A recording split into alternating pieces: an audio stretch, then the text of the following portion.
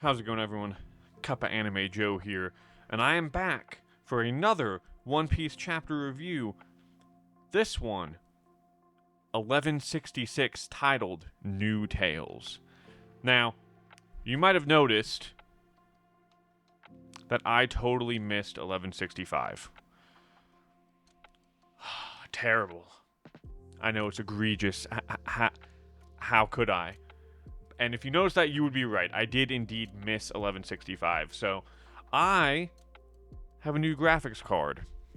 My 2080 Ti was shown its age, and I ended up switching it out to a 5070 mostly because that's what fits well with my current build. I'm trying to stretch this computer out as long as I can.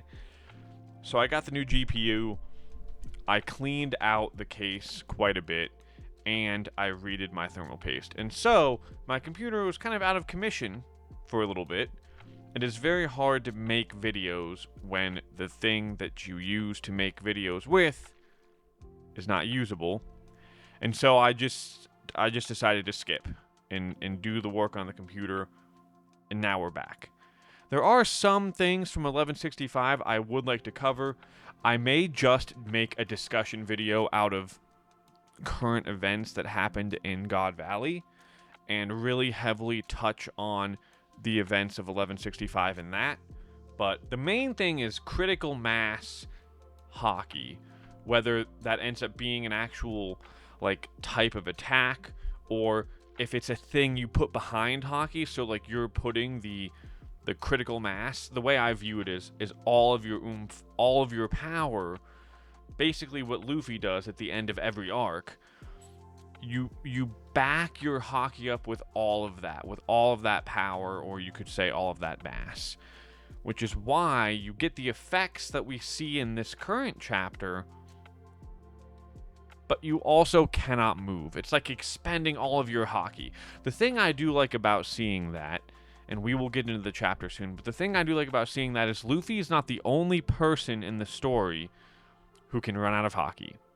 We haven't really seen it happen with anyone else, and I just think that's because nobody is truly pushing themselves in the same way that Luffy does, or in the way that Garp and Roger did in the fight against Rocks.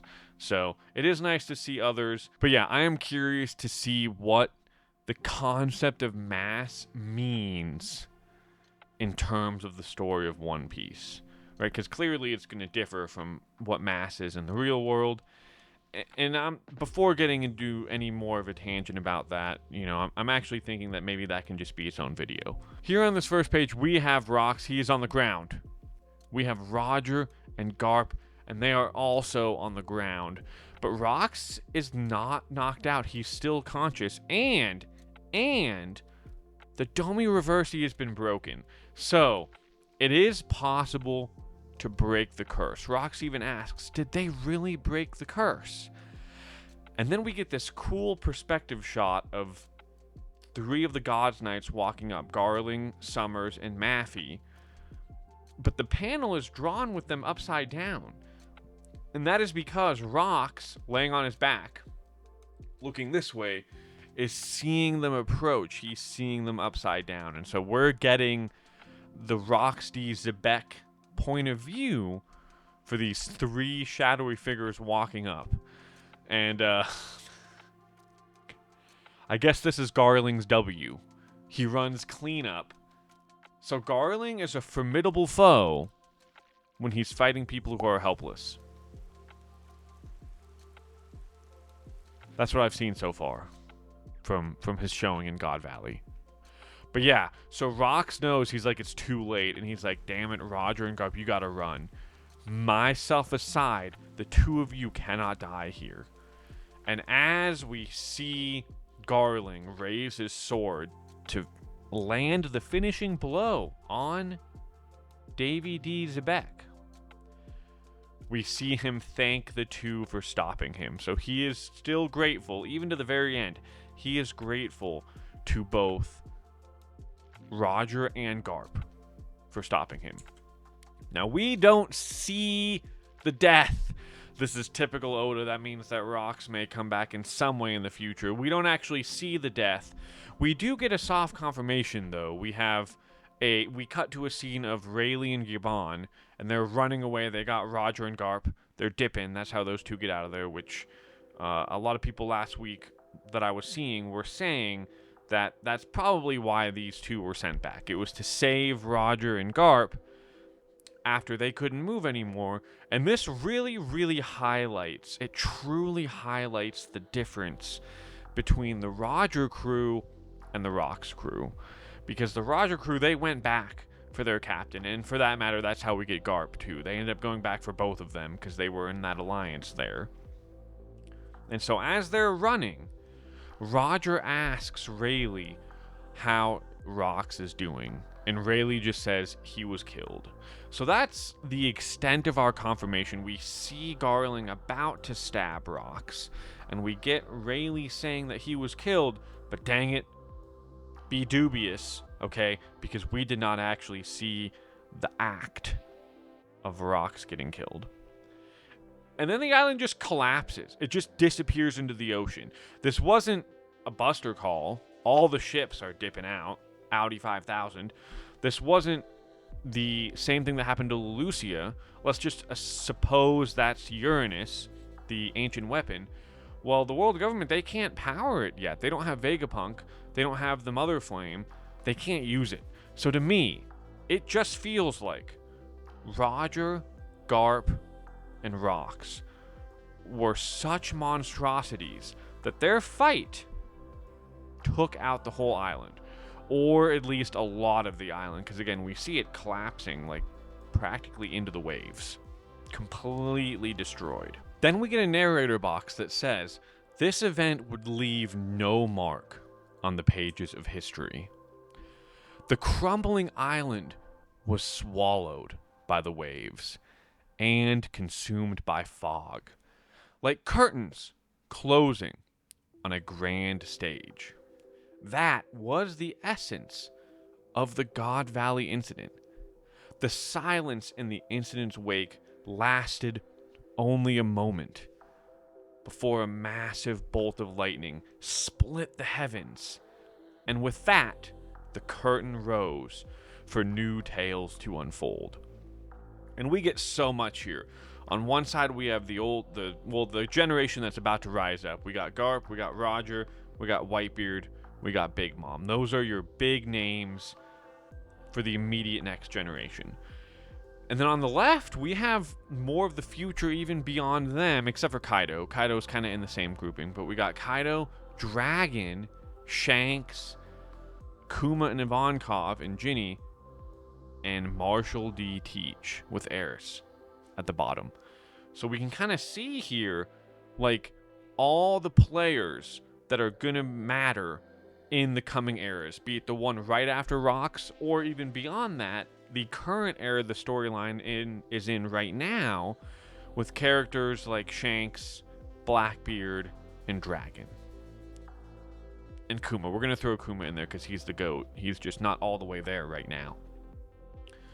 And so, yeah, like, all these ships, they're heading out. So God Valley is completely sinking. The story is going to be totally covered up. And the majority of the major players, except for Rocks, I mean, they all got away. Everyone else escaped. It was only Rocks who fell in battle. And then we get to see the Shanks scene, guys. The Roger Discovery Shanks scene. It's actually in the canon storyline. So first off, we have the Roger crew. They are itching. They're itching. Okay, they want to open that treasure so bad, but they're like, dang it. Listen, guys. We can't open these treasure chests without the captain. There's no way. There ain't no way. We gotta wait for him to wake up. So they're all like reeling, they're ready. They're like, dang it, Captain, we want to open these boxes. And Roger finally gets up. Gloriosa's the one person who's truly happy to see Roger back up. That's mostly a joke, but we have her in the background. Roger gets up, apologizes for worrying everyone, and they're like, yeah, we're thrilled, but more importantly, check out all of this treasure. And Roger's like, wait, back up. Don't you care about me at all? So it's pretty funny. That's a great scene right there. Shockey is safe and sound. She is very happy alongside Rayleigh, who is smiling, but also might be thinking, all right, so this is nice. This is great. I got the girl. What have I gotten myself into? But besides that, he's happy, right? So those two are happy. We have just a ton of treasure. Like, the Roger crew made out like bandits here in terms of the amount of gold that they got, and doubloons and treasure all over the deck of their ship, the Oro Jackson. And then they hear crying. Wah! That's a terrible Shanks impression, but that's baby Shanks. Goo goo gaga coming from the chest. And they are flabbergasted. They're like, wait, what is coming from that chest? There's something in there. And then we have them all looking down at Shanks, completely in shock. Huh? Wait, Captain, wait, there's a baby in here. There's a baby in the treasure chest? What are those celestial dragon bozos doing? Leaving children in treasure chests. But yeah, so we got Shanks. He's raising his arms up. We kind of saw a sketch of this as promotional material for Film Red, but this is the first time we've really seen this panel, this scene, in the canon storyline. So that's a lot of fun. That's really nice to see. And then the news spreads. We got Big News Morgans being Big News Morgans. He spreads that the Rox Pirates has been vanquished and Rox is dead. How did this get erased? Like, how does an event this big, also an event that was publicly written about by Morgans of all people, by the World Economic Journal, how does this just get forgotten? Like, maybe it's just a combination of length of time between the event, and perhaps like families, people from the Rox crew, like, nobody wants to talk about Rox Dieselbeck. That's the kind of legacy he left behind. Nobody wants to talk about this. Nobody wants to pass on the stories.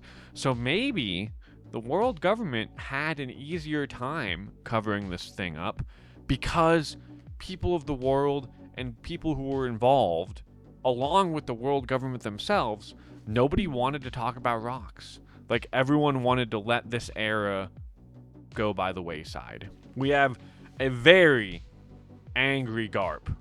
This is like Smoker 1.0 right here. Garp's tearing apart the newspaper.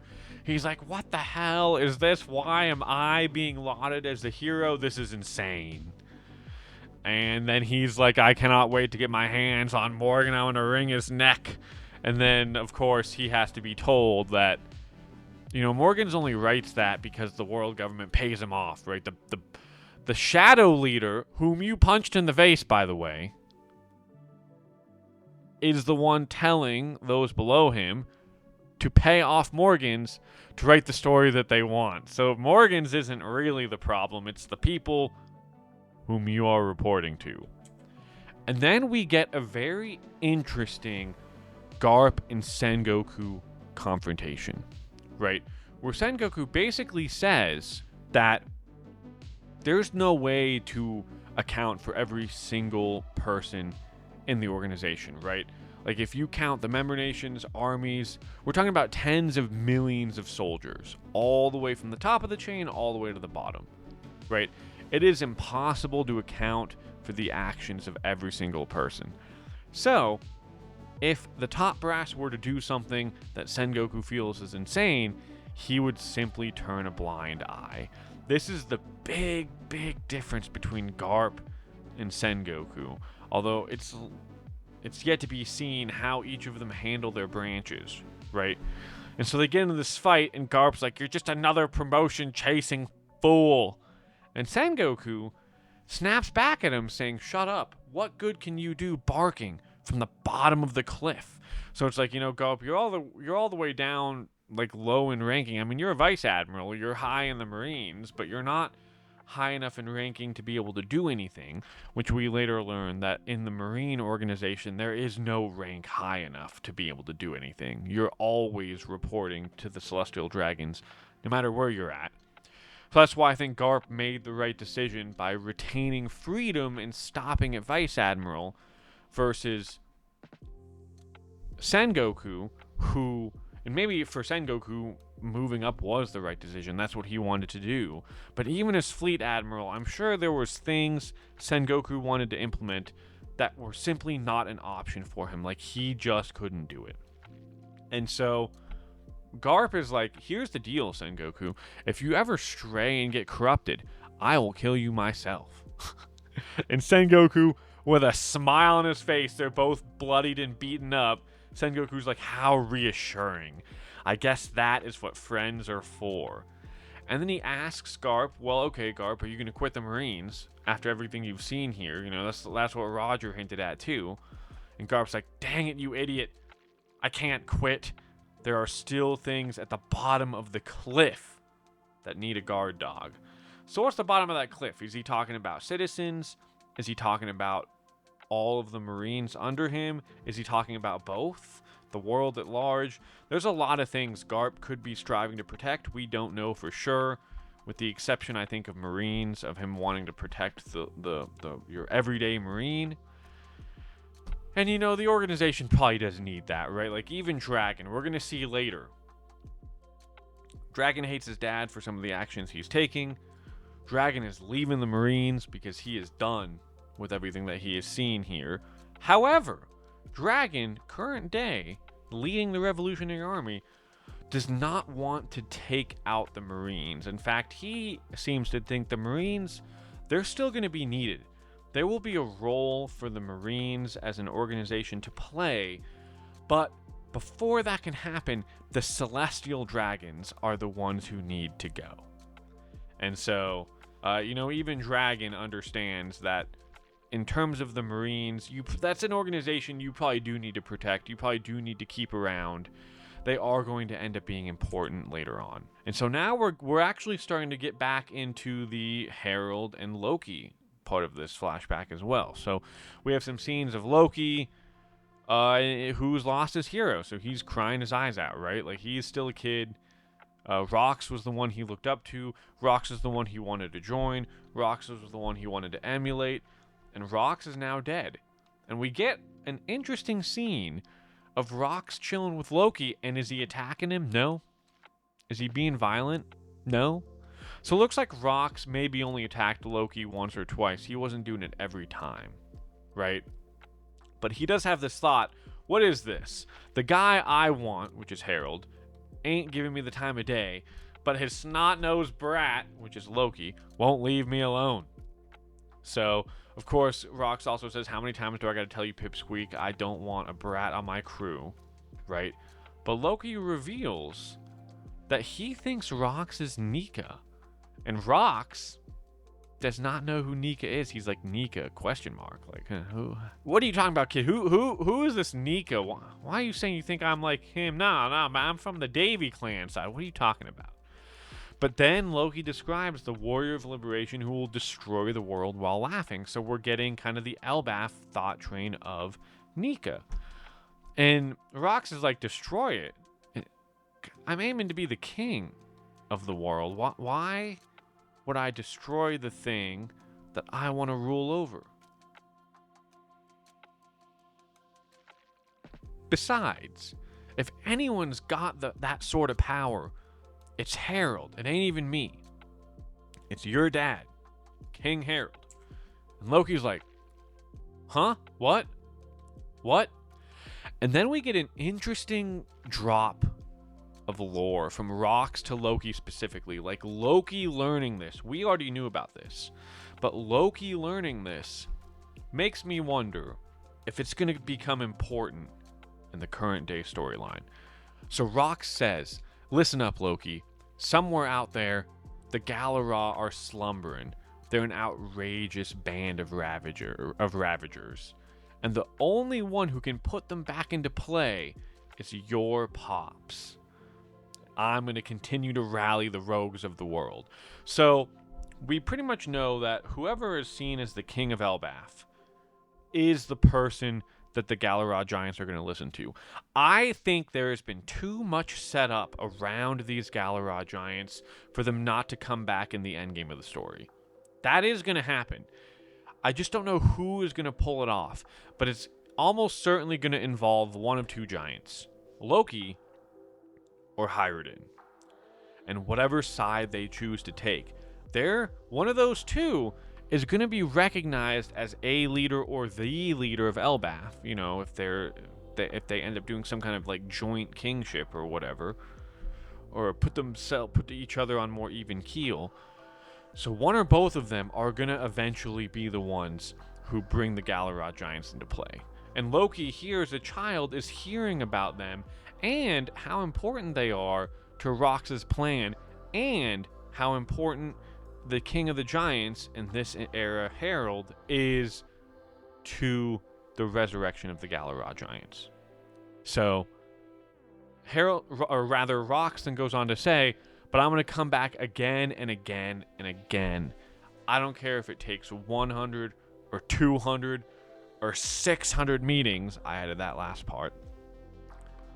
And what he implies is that he is getting Harold on his crew. And then we just have Loki holding the little newspaper in his hand, right? Because Loki's still a giant, even as a kid. Where Morgan's published the article of Rox having been killed. And yeah, he is very distraught. So I'm very interested to see where this goes. Like, where does Loki's story go from here? And now we cut to Harold. And man, King Harold, he's lost it. He's gone off the deep end. I can kind of understand why, but at the same time, like, he is actually, the things that Rock said about Harold still having violence in his blood is coming true here. So we have Harold caught another giant fighting and stealing from humans. And Harold literally just starts beating the shit out of this guy, like straight up. And he says, you don't get it, right? None of you get it. You're the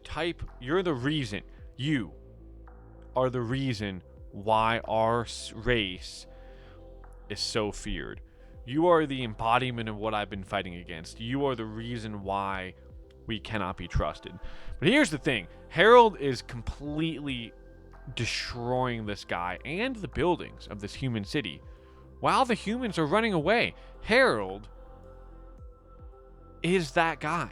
He is effectively sending the same message as the giant he's beating up. And on top of that, this giant that he's beating up is Harold when he was a kid. Like, Harold was just lucky enough to meet Ida. And that's how he got out of being like this in general. Like this, like Harold is seeing himself, which we will see here in a second, that he is completely racked with guilt over not helping Rox. And so I really think that like Harold places a lot of this blame on himself. And he says, I didn't want to jeopardize Elbaf's chances of joining the world government. That was my only reason. That was the only reason I did not help Rox. And what happened? I forsook my closest friend as he begged me for help. And I left him to die. So Harold, he is very unhappy here. This is the breaking point. The breaking point for Harold was the death of Rox. Really. And Harold's choice to do nothing. Had Harold been on that island, I don't think Rox dies. I think that he might still get Domi reversied. But then you have Harold, Roger, and Garp. There's three of them. There's three powerhouses who can easily take Rox down and break the curse, because we saw that happen, and not have to spend all of their energy in the process. So even if those three God Knights did show up at the end, they wouldn't have been able to finish off Rox. I think that they would have gotten stopped by Roger, Garp, Roger's crew, and by Harold. So, and world government aside, I do think Harold and the Giants would have gone in a better direction. Even if it's just because of Harold himself had he chosen to save Rox. Now, of course, the question Harold had to constantly ask was, Rox, let's say you take over the world, well then what? What do you do? What happens to the rest of us? Did Rox have a real plan? We just don't know. And frankly, we may never know. We got Harold here going crazy, and he destroys this town. And the humans are afraid of him. There's no turning back now. I will never, ever forgive a giant who does evil. Well, what are you doing, Harold? And then we have an article that says Giant King loses it. Yeah, he lost it. And now we have the scene I mentioned earlier, the brief interaction between Garp and Dragon.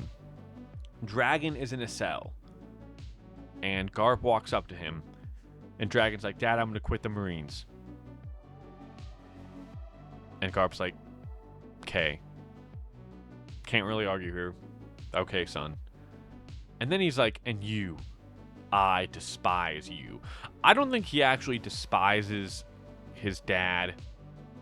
I think he despises what his dad is doing. And by proxy, what his dad is standing for by still being a Marine. And Garp just says, K. He's got no arguments. And he drops the key. We see the key clank for Dragon to escape. So Garp's like, listen, I got you into this organization. We both saw the most messed up thing possible in this hunting contest. I'm busting you out of this organization. So that's how Dragon escapes. Garp lets him go. And clearly, because they are both still in the present storyline, either nobody knows or nobody stops him. Nobody's standing in the way of Garp the hero, who is now actually the hero. And then we get to the last scene of this chapter where we really see the degradation of Harold, right? He goes to Ida. He's like, I made up my mind, Ida, Elder Jarl. I don't care about appearances anymore. He tells his sons that he loves them both and they are his precious sons, and he wants them to get along when he's gone. So he doesn't even know if he's coming back. And do what you can to support Elbaf. So this is another reason why I really think that maybe what we're going to get in the current storyline is some kind of situation where Loki and Harold both lead the Giants, even if they're in different capacities, right? Like maybe Loki leads the combat and the battle side of things, and then Hyrden's like the traditional king, right? Or something like that. Because I think it's pretty obvious that Loki is a stronger combatant than Hyrden. But so then Harold departs and he goes to Marigeois, and they're like, and the Marine's like, my apologies, King Harold, but my superiors have ordered me not to let you land. Harold doesn't care. He lands anyway. They can't stop him. He gets on his knees and he rips his horns out. This is where King Harold rips out his horns, and he says, allow me to atone for the sins of the past 1,000 years. I apologize for every wrong the giant race has committed. The children of Elbaf are being raised to live without harming others, so that one day they may walk hand in hand with humanity. I do all of this to prove our unwavering commitment to peace. And then he drops the line, the worst line you can say to Emu in the world government and the Celestial Dragons. I'll do whatever it takes to atone for our sins, even if it means becoming a slave. Harold, man, what are we doing?